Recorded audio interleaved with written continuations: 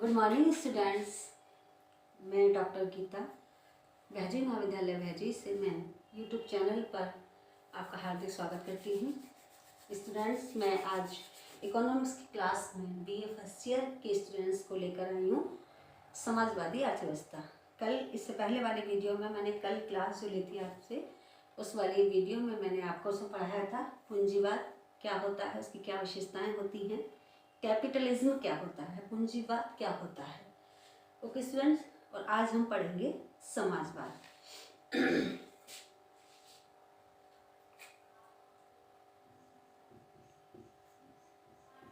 समाजवाद, सोशलिज्म, समाजवाद। Okay student, हम क्या पढ़ रहे हैं? हम पढ़ रहे हैं आर्थिक प्रणाली, जिसमें हमने पूंजीवाद कल पढ़ लिया और आज हम पढ़ेंगे समाजवाद। देखिए स्टूडेंट, समाजवाद क्या है? समाजवाद पूंजीवाद का एक क्या है? एक प्रतिक्रिया है। यानी जो पूंजीवाद में होता है वो समाजवाद में जस्ट उसका उल्टा होता है ना। पूंजीवाद तो इसका मतलब क्या है कि हमें पूंजीवाद को फिर से थोड़ा सा क्विकली एक रिमाइंड करना पड़ेगा कि पूंजीवाद क्या है। देखिए, पूंजीवाद में उत्पत्ति के साधनों पर किसका अधिकार होता है? कुछ एक विशेष वर्ग का, यानी पूंजीपति का अधिकार होता है। उसमें पूरे समाज का अधिकार नहीं होता, सरकार का कोई हस्तक्षेप नहीं होता। पूंजीवादी अर्थव्यवस्था में, जिसको हम बोलते हैं कैपिटलिज्म। तो देखिए स्टूडेंट, समाज पूंजीवाद की जो प्रतिक्रिया, एक इसकी प्रतिक्रिया है, पूंजीवाद की प्रतिक्रिया ही समाजवाद है। तो सबसे पहले इसका जो विचार दिया था वो थे हमारे अर्थशास्त्री Robert oven, professor Robert oven. इन्होंने ही सबसे पहले समाजवाद का विचार रखा था, है ना। इसके बाद इन्होंने केवल विचार रखा था, समाजवाद क्या होता है इन्होंने ये बताया था, लेकिन इसका जो वैज्ञानिक स्वरूप है वो किसने दिया? वो दिया कार्ल मार्क्स ने 1848 में। ओके स्टूडेंट्स, कार्ल मार्क्स ने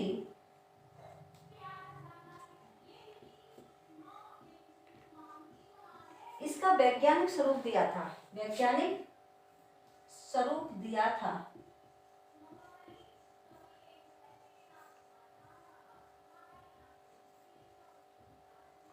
कब? 1848 में। ओके स्टूडेंट्स, तो देखिए समाजवाद क्या है? समाजवाद वह अर्थव्यवस्था का, यानी आर्थिक प्रणाली की वह मतलब व्यवस्था है, यानी आर्थिक क्रियाओं की वह व्यवस्था है जिसमें उत्पत्ति के साधनों पर किसका नियंत्रण होता है? सरकार द्वारा समाज का होता है। यानी सरकार तो प्रतिनिधि होती है, तो सरकार के माध्यम से पूरे समाज का नियंत्रण रहता है उत्पत्ति के साधनों पर। ओके स्टूडेंट, समाजवाद को एक बहुत ज्यादा विरोधाभास की स्थिति में रहा है समाजवाद, इसलिए बहुत से अर्थशास्त्रियों ने कहा है कि समाजवाद जो है वो एक ऐसी टोपी है, जैसे हम बताएं CEM जोड, एक अर्थशास्त्री हुए हैं CEM जोड। उन्होंने कहा है कि समाजवाद एक ऐसी टोपी है, समाजवाद एक ऐसी टोपी है, एक ऐसी टोपी है, एक ऐसी टोपी है जिसका स्वरूप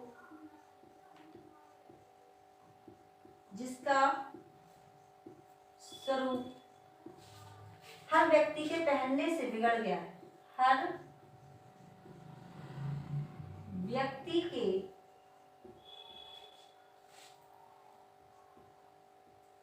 पहनने से बिगड़ गया है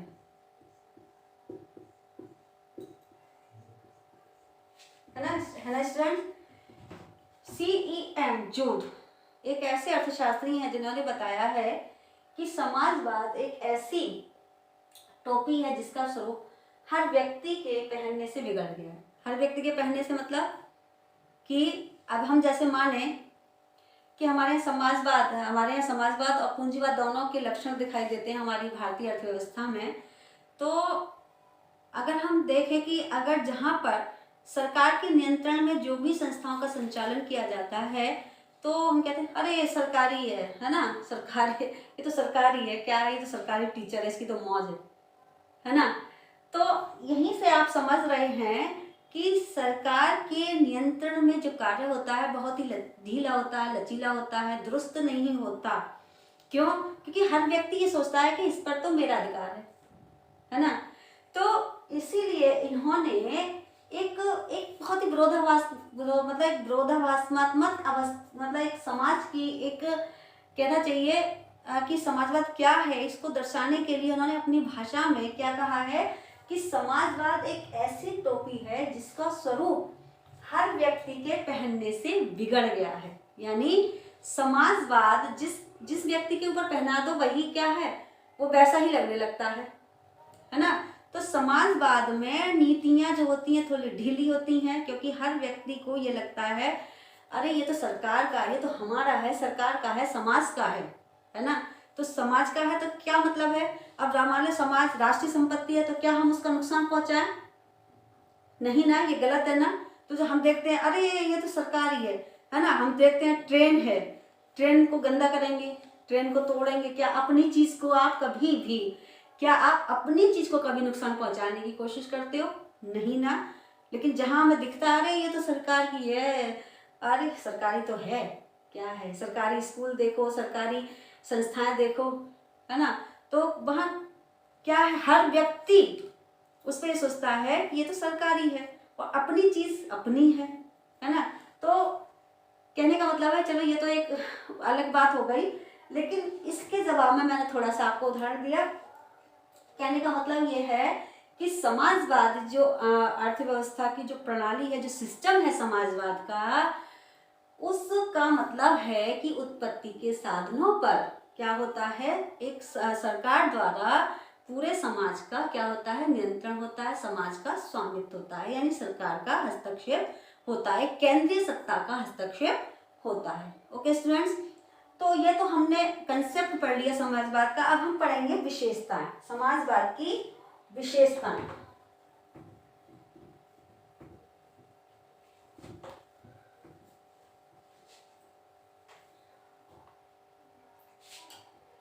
समाजवाद की विशेषताओं में सबसे पहली विशेषता आती है उत्पत्ति के साधनों पर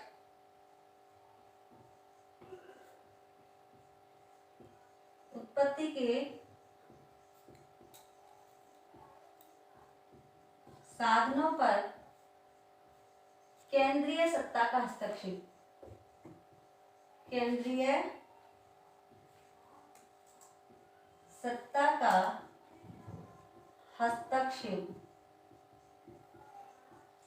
देखिए स्टूडेंट्स, इस उत्पत्ति के साधन होते हैं, यानी देश की जो संसाधन होते हैं, देश के संसाधन भूमि है, नदी है ना, जल है, वन है, खनिज है, इन पर किसका हस्तक्षेप होता है? सरकार का हस्तक्षेप होता है। सरकार का हस्तक्षेप होता है। सरकार की परमिशन के बिना या सरकार के नियम और कानून को फॉलो करते हुए ही आर्थिक गतिविधियों का संचालन किया जाता है। ओके स्टूडेंट्स, तो यह रहा उत्पत्ति के साधनों पर केंद्रीय सत्ता का हस्तक्षेप। ये इसकी क्या हुई? पहली विशेषता हुई। दूसरी विशेषता है आर्थिक नियोजन। आर्थिक नियोजन। देखिए स्टूडेंट्स, समाजवाद की सबसे बड़ी विशेषता, सबसे महत्वपूर्ण विशेषता है आर्थिक नियोजन। आर्थिक नियोजन के द्वारा ही क्या किया जाता है? अपने उपलब्ध संसाधनों से विकासात्मक कार्यों को, जो संसाधन है उनको विकासात्मक कार्यों में अनुकूलतम वितरण किया जाता है, यानी उनका अनुकूलतम उपयोग किया जाता है। समाजवाद में क्या है कि जो उत्पत्ति के साधन होते हैं वो कैसे होते हैं? वो सीमित होते हैं, और उन सीमित साधनों से अधिकतम लाभ की प्राप्ति कैसे की जाए, इसके लिए एक आर्थिक नियोजन द्वारा ही आर्थिक गतिविधियों को संचालित किया जाता है। ओके स्टूडेंट्स, तो आर्थिक नियोजन जैसे कि हमारे भारत देश में अब तक आर्थिक नियोजन यानी योजना का कार्य आर्थिक नियोजन कौन कर रहा था? केंद्रीय सत्ता के माध्यम से योजना आयोग। कौन कर रहा था? योजना आयोग। अगर हम अपने भारत देश के संदर्भ में देखें तो योजना आयोग के द्वारा जिसकी स्थापना कब हुई थी? 15 मार्च 1950 को स्थापना हुई थी। और कब तक कार्य किया इसने? 2015 तक। समझ में आ रहा है? यानी जो इसने 2015 तक क्या किया? कार्य किया। अब योजना आयोग का योजना आयोग को किस संस्था में परिवर्तित किया गया है? नीति आयोग में परिवर्तित किया गया है 1 जनवरी 2015 से। अब योजना आयोग ना रहकर वो नीति आयोग बना दिया है। ओके स्टूडेंट्स, तो आर्थिक नियोजन जो क्या है वो समाजवाद की एक महत्वपूर्ण विशेषता होता है। उत्पत्ति के जो साधन होते हैं उनको अधिकतम विकास के कार्यों में किस तरह से लगाया जाए, कितना लगाया जाए कि विकास जो है वो तीव्र गति से हो सके, इसके लिए आर्थिक नियोजन द्वारा निर्णय लिए जाते हैं। उनके द्वारा ही कार्यों का संपादन किया जाता है। ओके स्टूडेंट्स, अगली विशेषता है आर्थिक समानता। आर्थिक समानता। देखिए स्टूडेंट्स, इसमें आर्थिक समानता लाने के लिए भरसक प्रयत्न किया जाता है। ऐसा जैसे आप पूंजीवादी अर्थव्यवस्था में क्या होता था कि 2 वर्ग बन जाते थे। 2 वर्ग का मतलब एक पूंजीपति वर्ग और एक श्रमिक वर्ग। लेकिन चूंकि इसमें जो है आर्थिक यानी सरकार के द्वारा सारी आर्थिक गतिविधियों का संचालन होता है, उपभोग, उत्पादन, विनिमय, वितरण सब कुछ सरकार के अंडर में होता है। तो सरकार द्वारा ही निश्चित किया जाता है कि कितना उत्पादन करना है, कितना जो है वितरण करना है, कितना जो है हमें विदेशी व्यापार करना है, यानी सब कुछ किसके द्वारा किया जाता है? यानी आर्थिक समानता लाने की। मान लीजिए कि किसी क्षेत्र का विकास कम हुआ है, किसी क्षेत्र का विकास ज्यादा हुआ है, तो आर्थिक विकास वहां पर क्या होगा कि सरकार द्वारा ये प्रयत्न किया जाएगा, ये प्रयास किया जाता है कि हर क्षेत्र का विकास क्या हो? इक्वलिटी हो। हर क्षेत्र के विकास में क्या हो? समानता लाई जाए। ऐसा नहीं है कि कहीं का विकास ज्यादा है और कहीं का विकास कम है। ये पूरा नियंत्रण रहता है किसमें? समाजवाद में। ओके स्टूडेंट, यानी आर्थिक समानता में पूरी तरह से देखने को मिलती है। अगला है शोषण का अंत।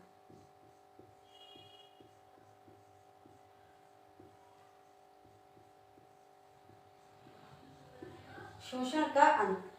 इसमें पूरे यानी जो भी कार्य किए जाते हैं वो लोक कल्याणकारी नीतियां बनाकर किए जाते हैं। ऐसे किए जाते हैं जिनसे सार्वजनिक लाभ की प्राप्ति हो। सार्वजनिक लाभ की प्राप्ति का मतलब सभी को समान लाभ मिले, किसी एक विशेष वर्ग का लाभ ना हो।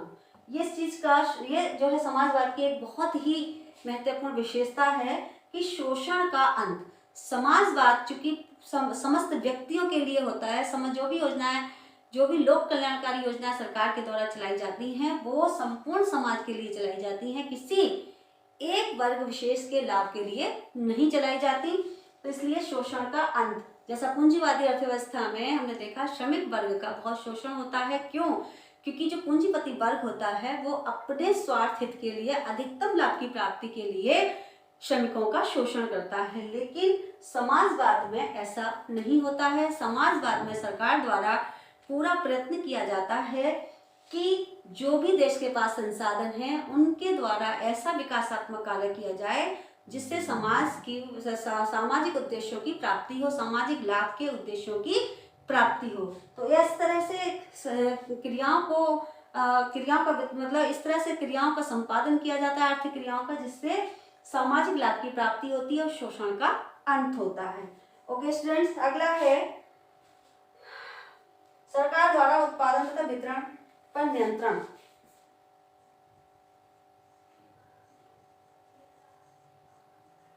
सरकार द्वारा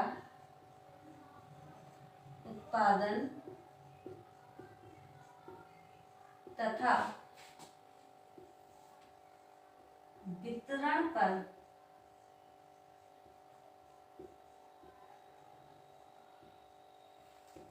नियंत्रण। देखिए स्टूडेंट्स, सरकार द्वारा उत्पादन तथा वितरण पर क्या किया जाता है? नियंत्रण रखा जाता है। सरकार द्वारा ही यह तय किया जाता है कि उत्पादन कितना होना है, कितना उत्पादन होना है, कितना विदेशी व्यापार करना है, कितना निर्यात करना है, कितना आयात करना है। इन सभी क्रियाओं पर, इन सभी कार्यों का संपादन सरकार के अंडर में होता है, विभिन्न संस्थाओं द्वारा, विभिन्न अथॉरिटी द्वारा। तो ये है सरकार मतलब समाजवाद की विशेषताएं, है ना।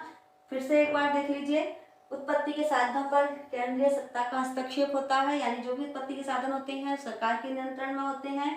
आर्थिक नियोजन, इसकी आर्थिक नियोजन के माध्यम से ही, क्योंकि देश की बहुत सारी जरूरतें होती हैं, उन जरूरतों को एक साथ पूरा नहीं किया जाता, तो प्राथमिकताओं के आधार पर आर्थिक नियोजन के माध्यम से क्या किया जाता है? विकास किया जाता है। और हमारे इंडिया में, अगर हम इंडिया के रेफरेंस में देखें तो योजना आयोग के माध्यम से पंचवर्षीय योजनाओं के द्वारा, यानी पंचवर्षीय योजनाओं का निर्माण करके विभिन्न प्राथमिकताओं के आधार पर संसाधनों का आवंटन करके क्या किया? लक्ष्यों की प्राप्ति की गई है।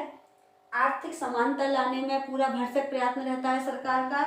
शोषण का अंत होता है, यानी जैसे कि पूंजीवादी अर्थव्यवस्था में दो वर्ग देखने को दिखाई देते हैं, लेकिन यहाँ ऐसा, यानी शोषण की अनुपस्थिति थी, किसी एक व्यक्ति का भी शोषण ना हो, ऐसे समाज की क्या होती? समाजवाद का लक्ष्य होता है। किसी एक व्यक्ति का भी शोषण ना हो, तो ये शोषण का अंत, यानी शोषण विहीन समाजवाद कहलाता है। पांचवा है सरकार द्वारा उत्पादन तथा वितरण पर नियंत्रण। सरकार द्वारा ही कीमतों का नियंत्रण किया जाता है। कीमत स्तर क्या होना है, मुद्रा जो है साख मुद्रा कितनी होनी चाहिए मार्केट के अंदर, यानी पूरे मार्केट पर नियंत्रण, पूरी बाजार व्यवस्था पर नियंत्रण, कीमत यंत्र पर नियंत्रण किसका होता है? सरकार द्वारा होता है। वो किसके लिए होता है? ताकि समाज के लाभ की पूर्ति हो सके, यानी सामाजिक उद्देश्यों के लाभ की पूर्ति हो सके। तो स्टूडेंट्स, आज की क्लास में इतना ही। हमने समाजवाद क्या है उसकी अवधारणा पढ़ी। सबसे पहले विचार किसने दिया था? रॉबर्ट ओवन ने। वैज्ञानिक रूप किसने प्रस्तुत किया था? 1848 में। किसने किया था? मार्क्सवाद ने किया था। तो इन सब चीज़ों को हमने आज समाजवाद को देखा। अब हम नेक्स्ट कल कक्षा में हम पढ़ेंगे इसके आगे का टॉपिक, मिश्रित अर्थव्यवस्था। Okay students, okay, thanks.